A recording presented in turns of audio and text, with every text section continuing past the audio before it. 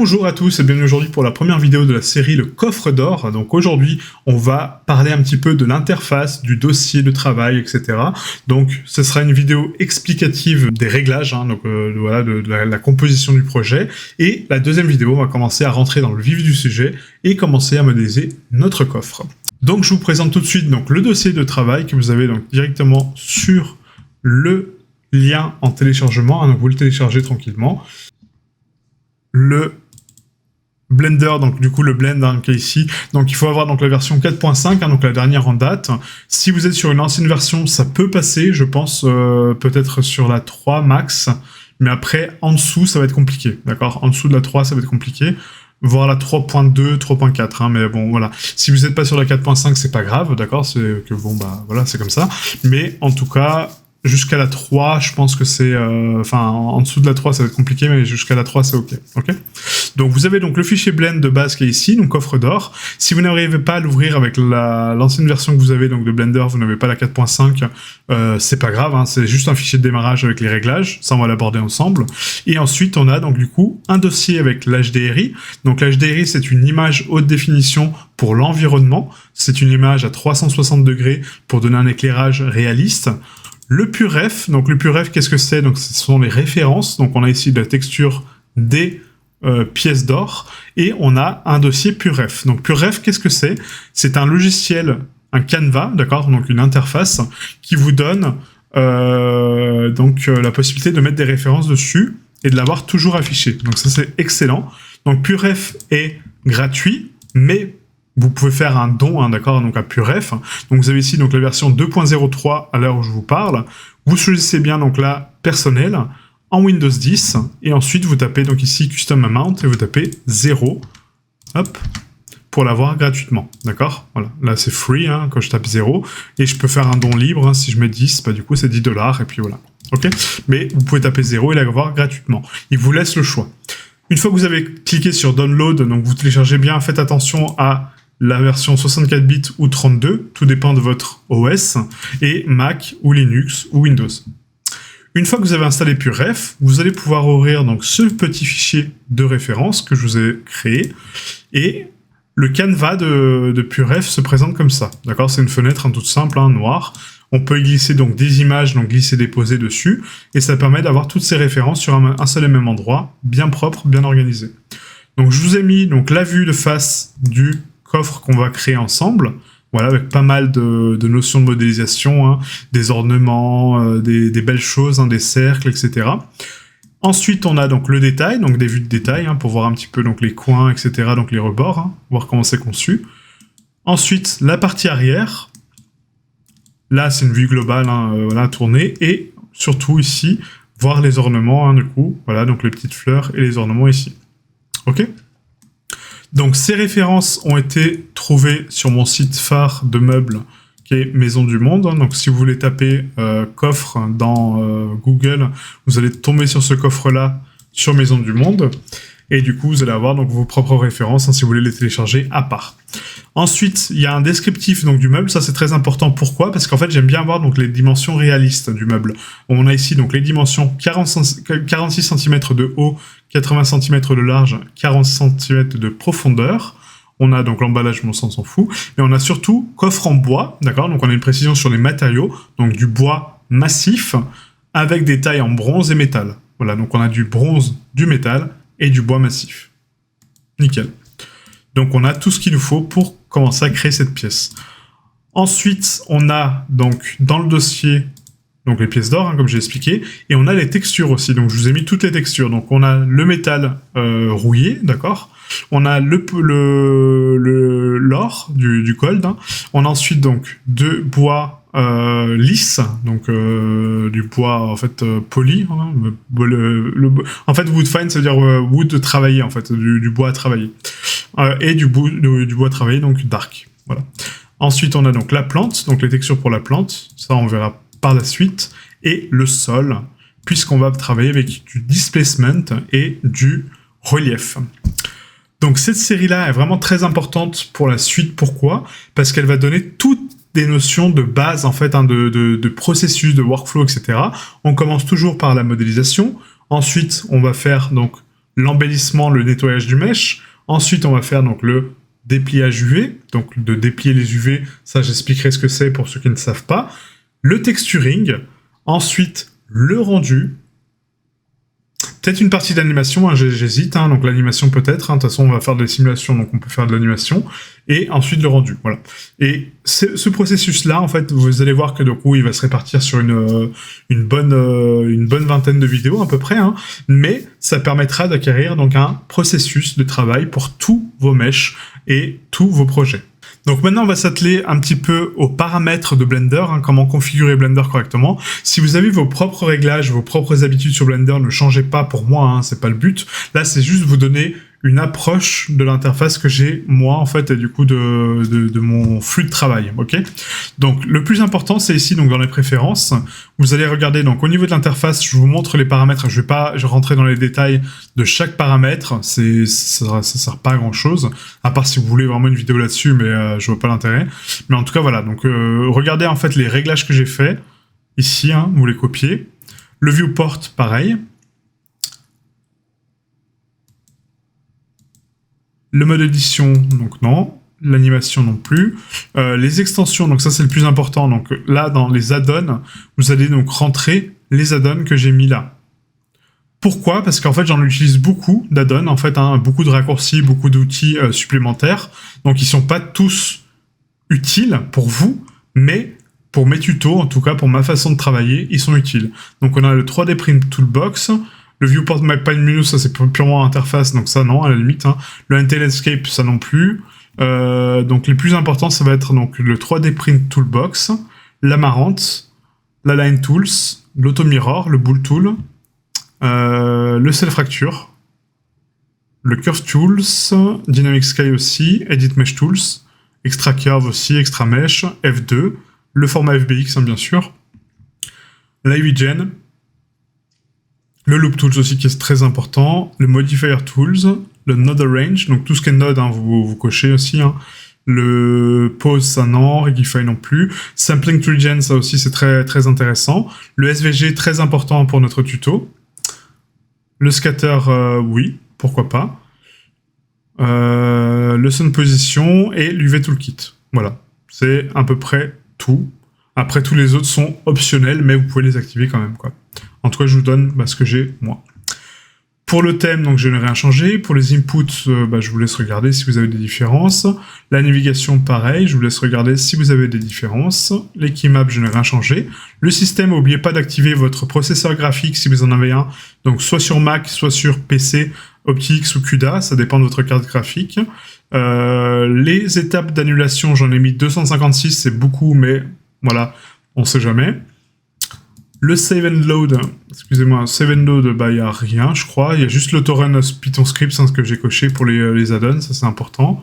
Et les file pass non plus, voilà. Donc ça, c'est au niveau des préférences. Maintenant, une chose importante, c'est que quand je modélise, donc là on fait un Shift A Mesh Cube, quand je modélise, j'ai des quick favoris. Pourquoi j'ai créé des quick favoris, donc avec la touche Q?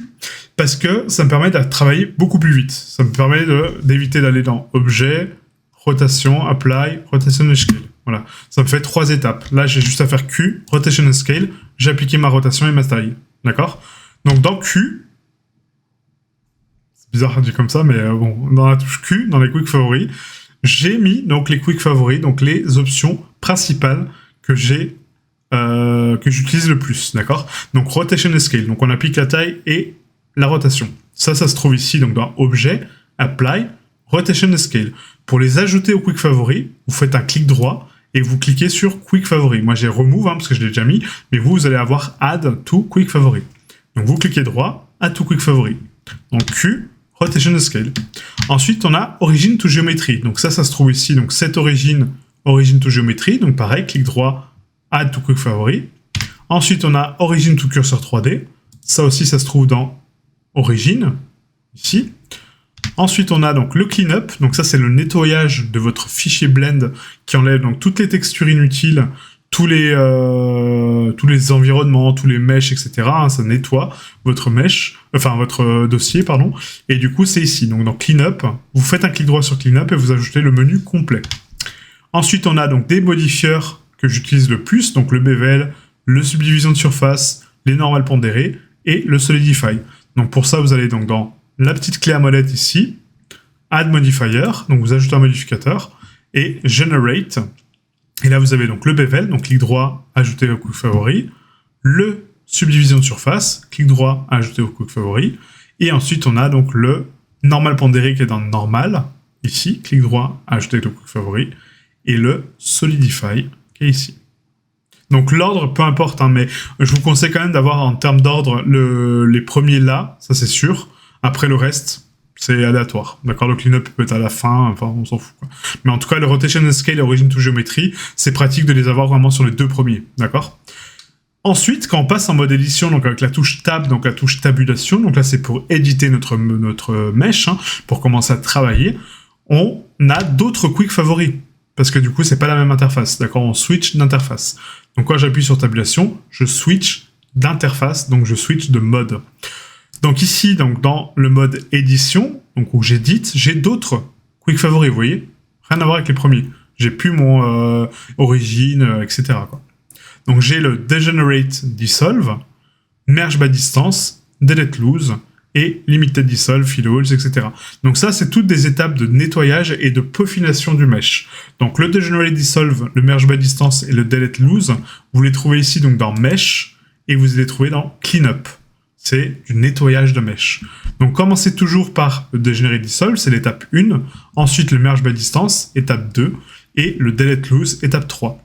Le Degenerate Dissolve va enlever donc la géométrie qui est dégénérée, d'accord, qui n'a rien à faire là, en fait, en gros. Hein. En général, ça règle 80% des problèmes. Ensuite, on a donc le Merge by Distance qui va donc merger les vertex trop proches les uns des autres, qui n'ont pas de sens en fait, hein, dans la géométrie, à part si c'est voulu. Et le Delete Loose qui va permettre donc de supprimer la géométrie qui n'est même pas connectée au mesh, qui est aléatoire. Ça peut arriver très très vite, hein, une géométrie qui n'est pas connectée, croyez-moi, ça va très très vite. Surtout avec les raccourcis et la vitesse de travail. Ensuite, on a donc le grid fill. Donc le grid fill permet de remplir donc les faces par une grille, d'accord. Donc ici grid fill, hein, très important. Ensuite, on a donc le Loop Tools. Donc le Loop Tools, c'est des outils supplémentaires que vous pouvez activer via un add-on, hein, sinon ils sont pas dispo. Et ça permet donc de faire des ponts, faire des cercles, etc. avec des vertex et du coup de peaufiner la géométrie globale. Ensuite, on a donc le Relax qui permet de relaxer. Donc ça, c'est dans Loop Tools, hein, le Relax.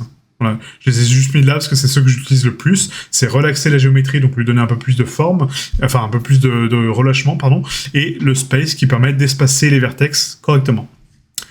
Et ensuite, pour finir, on a donc d'autres quick favoris dans UV Editing. Donc là, on va cliquer sur le petit panneau UV Editing. Et là, dans UV Editing, quand j'appuie sur Q, j'ai Average Island Scale, qui est le CTRL A, et le Pack Island, CTRL P. Donc, j'ai déjà des raccourcis CTRL A, CTRL P. Moi, en général, je les fais, hein, CTRL A, CTRL P. Donc, si vous me voyez faire... si vous voyez que les UV augmentent ou réduisent de façon automatique, et après, elles se range toute seule, c'est que j'ai fait CTRL A, CTRL P. En général, j'essaie d'activer donc les screencast keys, d'accord, donc les touches, hein, qui se voient ici, d'accord. Vous allez avoir toujours l'indication ici en bas à gauche sur quel clic je clique, d'accord, quelle touche j'appuie, le A, etc. D'ailleurs, je vais les augmenter un petit peu parce que c'est vraiment très petit. On va mettre 40 et puis le mouse size on va mettre 45. Voilà. Tac, voilà, comme ça là vous voyez bien. Donc normalement vous allez avoir toutes les étapes, mais des fois je vais tellement vite que la donne ne suit pas en fait. Donc faites attention à ça parce que si je fais CTRL A, CTRL P, là par exemple dans cette interface là, vous voyez les screencasts ne fonctionnent pas. Je peux pas les activer ici dans l'interface UV. Donc si je fais un CTRL A, CTRL P, bah vous le voyez pas. Vous allez voir juste ça, CTRL P et le panneau qui va s'afficher ici. Donc je vais essayer quand même de faire attention, de faire un Q Average Island Scale, Q, Pack Island, mais des fois il peut y arriver que je fasse un CTRL A, CTRL P rapide, et du coup vous ne le voyez pas, et ça ne s'affiche pas. D'accord? Donc bien attention à ça. Donc autre précision, bah non, c'est tout, hein, je pense, hein, le rendu, nanana. Et après vous avez aussi, donc dans le fichier de démarrage, normalement mes réglages pour les rendus. Si c'est pas le cas, Enfin, si, normalement, vous les gardez, mes paramètres de rendu. Mais si c'est pas le cas, je vous les mets là, hein, de toute façon. Voilà, je vous les dévoile un par un. Donc là, c'est sur Eevee. Voilà, je vous laisse regarder un peu les réglages que j'ai mis. Normalement, j'ai rien changé, hein. Enfin, j'ai pas changé grand-chose. Le ray tracing, il est à 1.1. Le screen tracing, ça c'est après en fonction de ma puissance, hein, donc faites attention à ça. C'est que en fonction de la puissance de vos PC, ça peut être plus ou moins gourmand. Voilà, les performances, nanana. Je sais même plus les réglages que j'ai fait en fait, hein, pour vous dire. Donc je sais pas si c'est comme ça par défaut ou pas, mais j'ai pas l'impression. Voilà, depth of field, après ça s'en fout. Donc ça c'est pour les réglages EV, hein, donc je vous laisse regarder un petit peu la vidéo au ralenti. Et ensuite sur Cycles, pareil. Donc on a sampling 32.0, le rendu on a 256.0, le denoise en OptiX, si vous l'avez. Le denoise là aussi, les lights, light tree. Ça j'ai rien changé je pense.